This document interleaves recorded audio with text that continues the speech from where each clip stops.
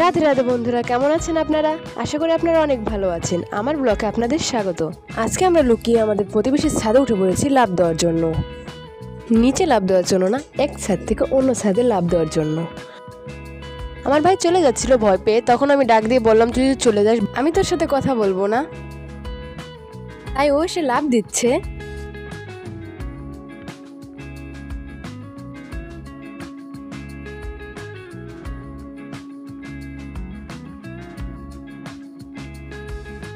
ভাই তো চলে যাচ্ছে, কিন্তু আমি এভাবে যাব না, আমি একটু ঘুরে যাব। আমি এখন যে ছাদে লাফ দিয়েছি সেই ছাদের নিচ দিয়ে নামার চেষ্টা করছি। আমার একটু ভয় লাগছে, কারণ বাড়িওয়ালা যদি জানতে পারে তাদের ছাদের উপর আমি উঠেছি, তাহলে আমার খবর আছে। তাও আমি এগিয়ে যাচ্ছি, কারণ ভয়ের পরেই জয় আছে।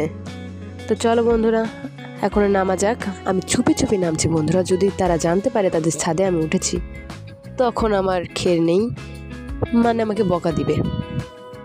আমি আবার দেখছি যে কেউ আছে কি না।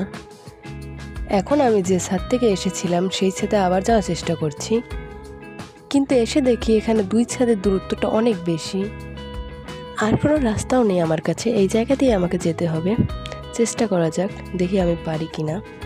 এখান থেকে যদি আমি একবার পড়ি, আমার হাত পাও তো ভাঙবেই। কিন্তু বন্ধুরা, আমার হাত পাও কিছুই ভাঙেনি। আমি এই পাশে চলে এসেছি।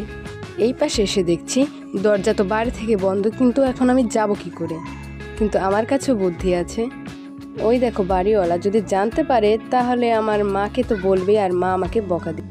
আমি এখন দেওয়াল টপকানোর চেষ্টা করছি, এটাই আমার রাস্তা। দেওয়াল টপকে এই পাশে চলে এসেছি বন্ধুরা। আজকের ভিডিও এই পর্যন্তই। তো দেখার জন্য তোমাদের অসংখ্য ধন্যবাদ। ভালো থাকবে সবাই।